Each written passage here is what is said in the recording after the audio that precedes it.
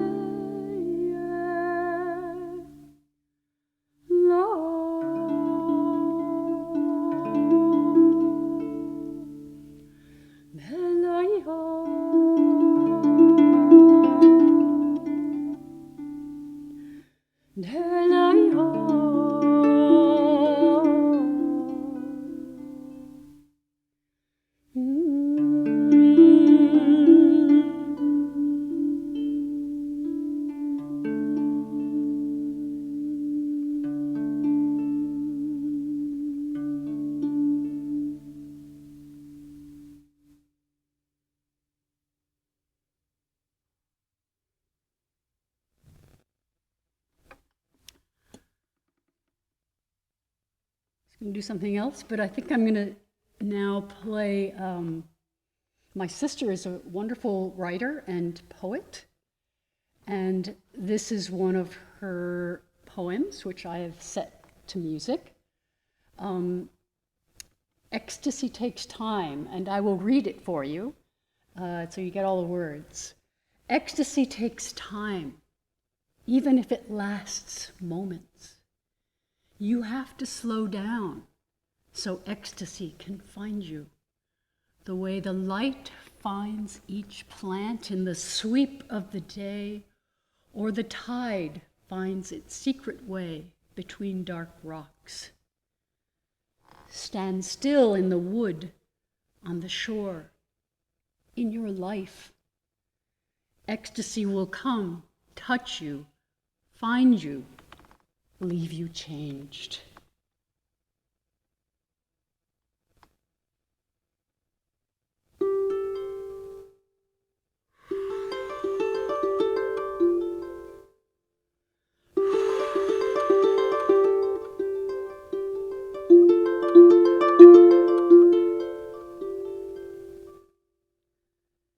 Ecstasy takes time, even if it lasts moments.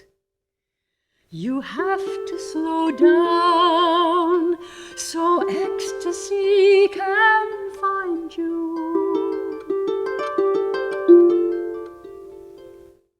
The way the light finds each plant in the sweep of the day,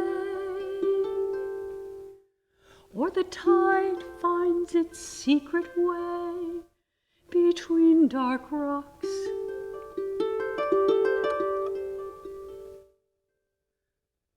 Stand still in the wood, on the shore, in your life. Ecstasy will come, touch you, find you, leave you changed, leave you changed.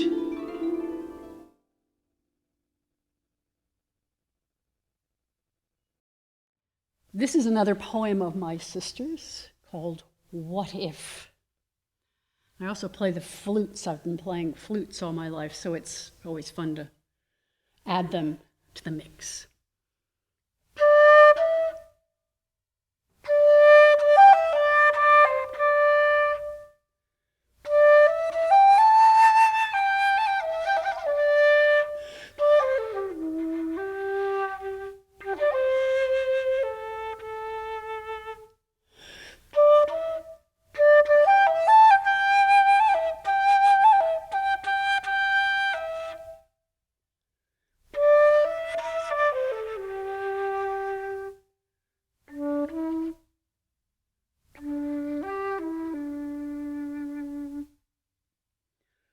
What if, what if, what if my heart is an opening rose, and God is a honeybee gathering sweetness? What if, what if, what if my mind is the crown of a tree, and God is a wind raging there? What if, what if, what if my soul is a deep root, and God is my dark food and drink? What if, what if?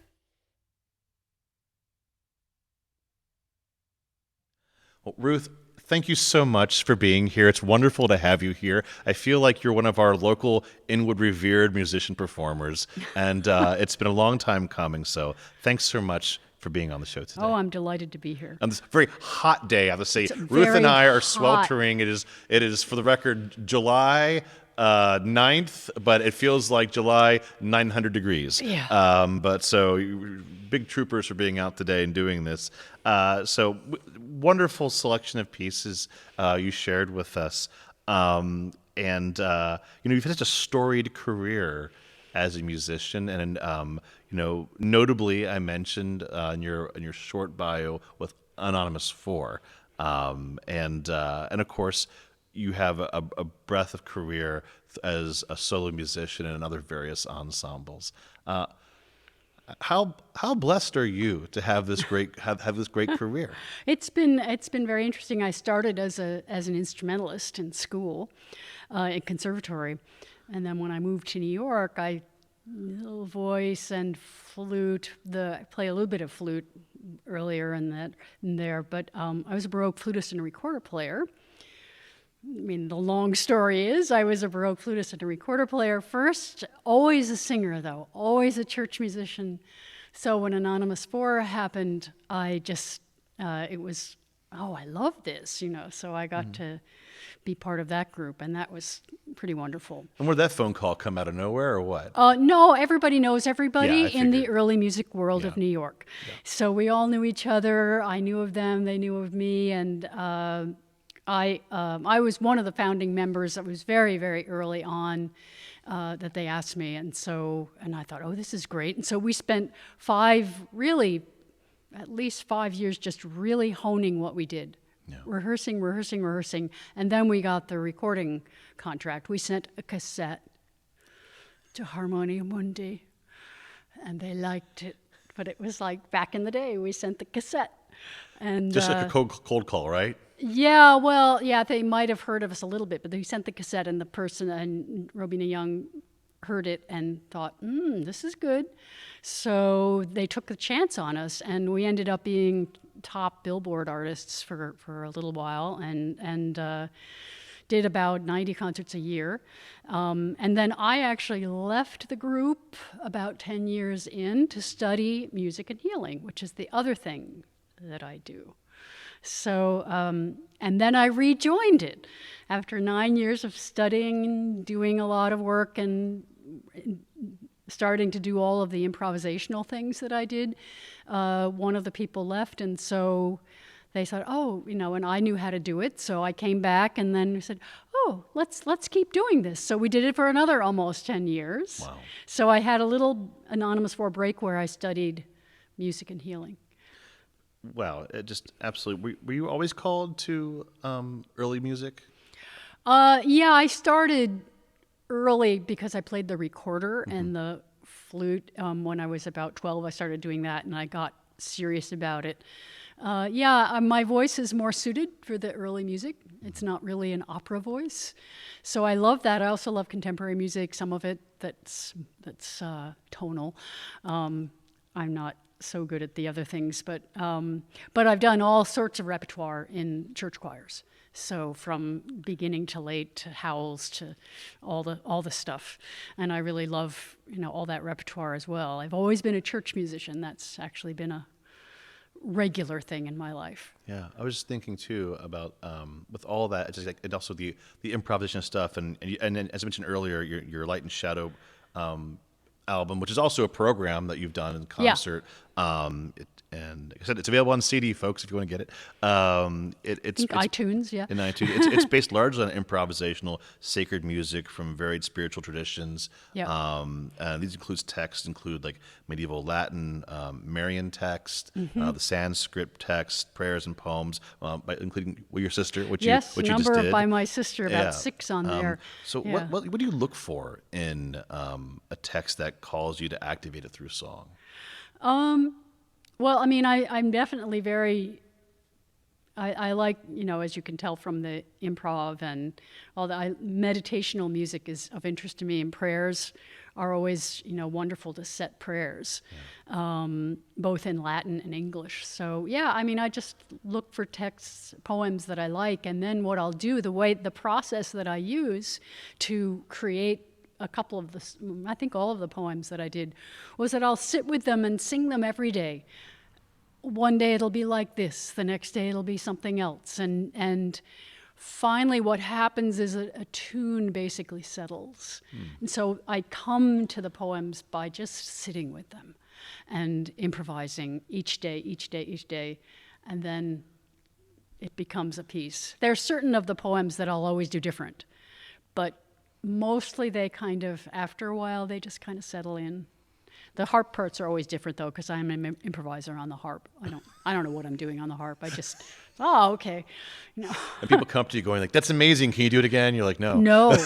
No, people will often say, "I loved that piece you played for communion." And it's like, I don't know anything about it, you know, and I often, one of the things that I started doing, which is really fun, at St. Mary the Virgin, I began this practice of, they do the Latin propers there, which is, you know, they're written in Gregorian chant, but the organists always get to improvise, and why not vocalists? Right. So I said, well, can we just improvise this together? And so we picked basically what it was. We'd pick a mode and go. Yeah. And I just love doing that. And that was a new thing that I started doing, and it's just stuck with me. And it's great to have people who can play with you. Yeah. And he would, you know, he said, well, I hope you didn't think I was disappearing. I said, no, you were being the incense going up. I said, yeah, I get it. You know, so we'd just play with the different texts and have a, you know, they were in Latin, but we'd sort of check out what they were. It said, this would be good in the Lydian mode, or this will be good in the Phrygian mode, you know, and off we go. That's so impressive. It's so impressive. I mean, you are the definition of a true, I mean, the flute, the recorder, piano, harp. I mean, you're a definition of a true Renaissance musician, Yeah, I feel. I like playing mostly, though, the harp and the piano are all improvisatory. Wow. Whereas I sight read singing, and flute, I was a Baroque flutist, so hours of playing Bach sonatas. But for the piano and the harp, it's all just what comes in. Interesting. You're making me think about, because you said earlier about everyone kind of knows each other in the music, in the early music world, or something like that. And, you know, as an expert, I'll call you, in the field and honoring generational texts and cultures and spirituality, do you feel there's a growing or decreasing interest amongst the people coming out of the conservatories and musicians generally in performing and doing improv and applying themselves? You know, how they do it is up to them, of course. Everyone's their own way of and their own instrument, but approaching the interest in this way of performing for people and interpreting text. I mean, there's not, you know, conservatory is not so much. Yeah. But I mean, I worked a lot with Rhiannon, who's just a fabulous improviser, and she's the one that allowed me to add, you know, I just started adding like personal language, you know, you know, onto the melody. And she also would improvise on the spot poems and texts.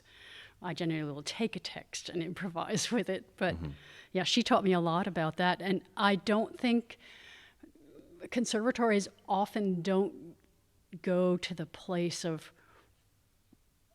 why is this, you know, why am I performing? You know, what's going on? I mean, because, yeah, I'm trying to get to what I'm trying to answer here. Improvisation in the way I do it isn't really part of it, but they would, when they're allowed to. Often I've worked with a few conservatory trained musicians and gave them permission, and it's always really amazing to see what happens. Well, I think that's kind of, thank you for answering the question, because that's kind of the ideal. I feel like there's, you know, the leading in towards the music and giving people permission to be free. Yeah. It's quite liberating. And also music is so, sometimes, you know, people forget how powerful music is and how healing it is. Yeah. And that's why I got into music and healing, was, you know, because people would tell me these experiences they had with Anonymous 4.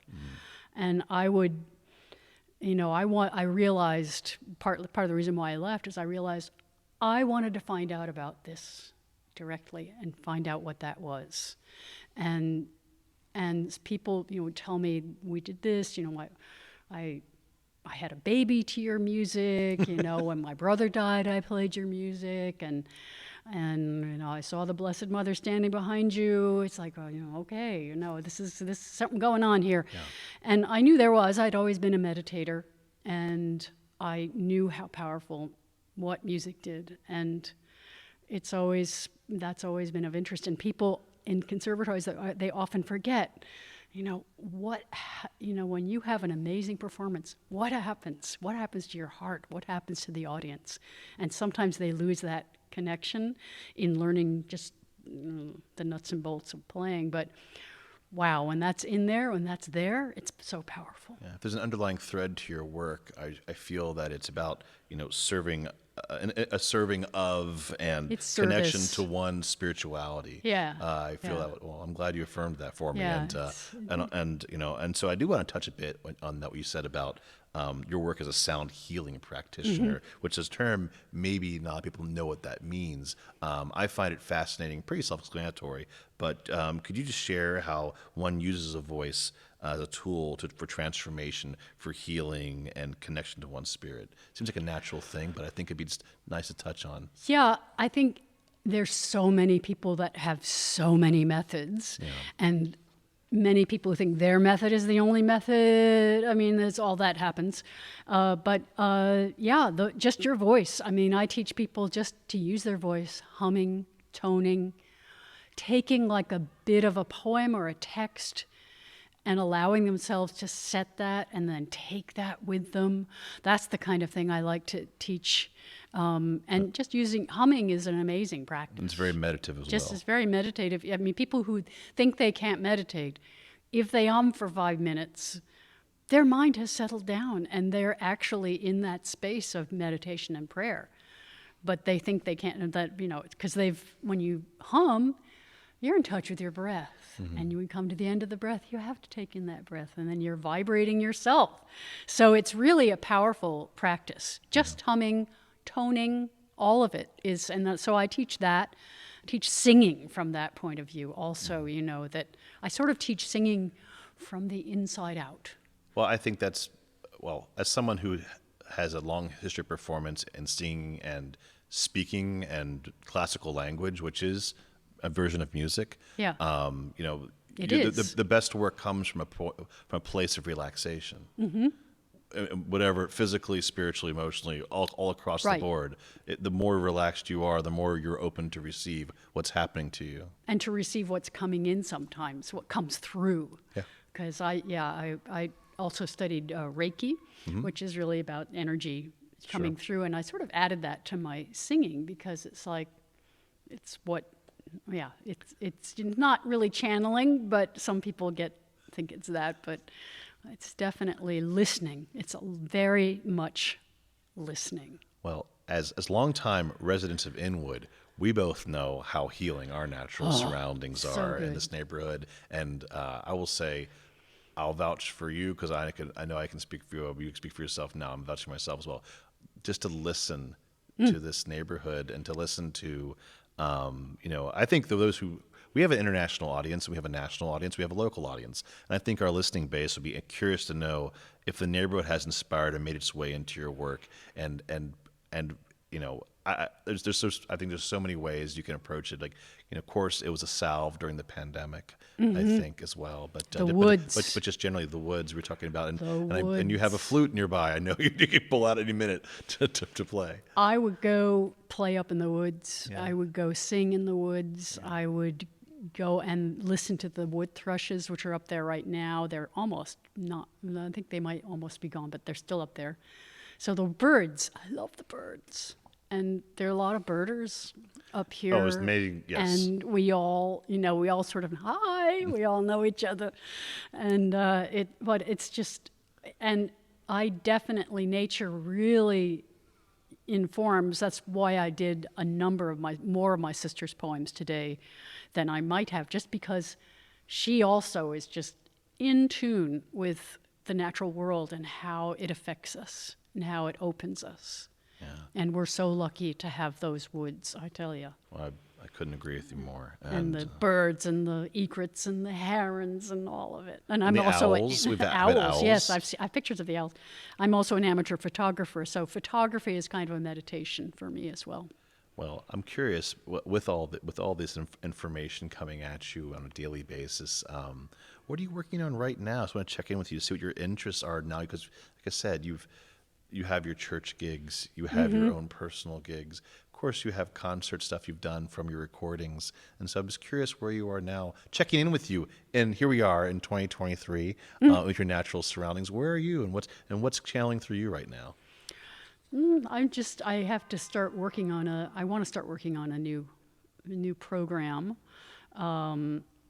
But I love to create, programs. So, and I did one, I've done a couple in the neighborhood down at Holy Trinity. And Mother Cabrini as well. And I Mother believe. Cabrini Yeah. as well. So, I'll dream up the next program. I'm also hoping to do a couple workshops on using the voice. I'm be doing one down at Holy Trinity in the fall, Okay. using humming and toning, just, a workshop. So I sort of have to think about that sort of thing, those sort of things. And I have a couple people I collaborate with for retreats, and we're going to be talking about maybe some new retreats. But mostly I just like to play. Well, I there's play. nothing wrong with that. I sing. I go in the woods. I sing, and I'm doing a bit of Sanskrit chanting right now. I took a course, and I've been doing Sanskrit chanting as part of another piece of things that I've done. So I'm doing quite a bit of that right now to sort of settle me in and bring me into whatever the next phase is. I feel like I'm in transition right now. Okay. Well, while you're in transition, let's listen to two more pieces. Okay. To take us out. All right. Once again, Ruth Cunningham. This is another poem by my sister Elizabeth Cunningham. It's called Heart After the Lord's Prayer.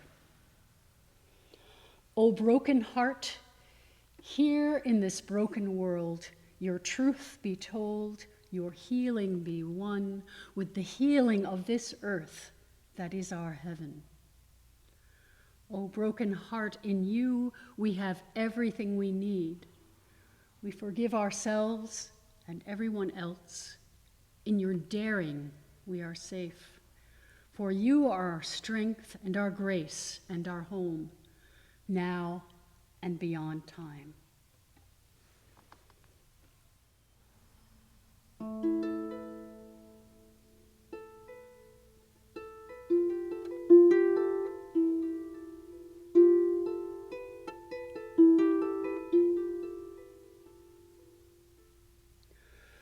Oh, broken heart,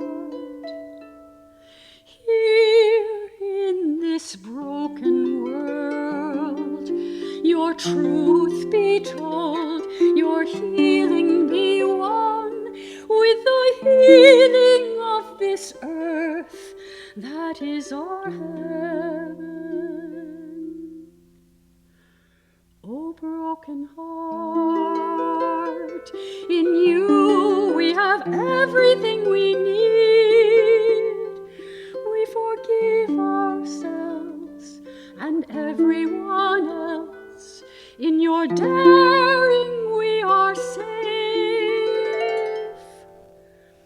For you are our strength and our grace and our home, now and beyond time. For you are our strength and our grace and our home, now and beyond time. Now and beyond time.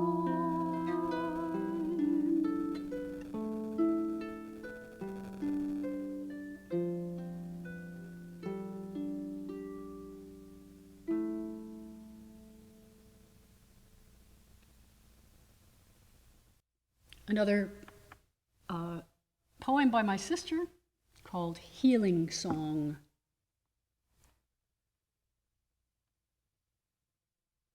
At your feet the earth In your womb the sea, in your belly the fire, at your center the sun, in your heart the flower, in your throat the sky, on your brow the moon, at your crown the star, in your hands the earth.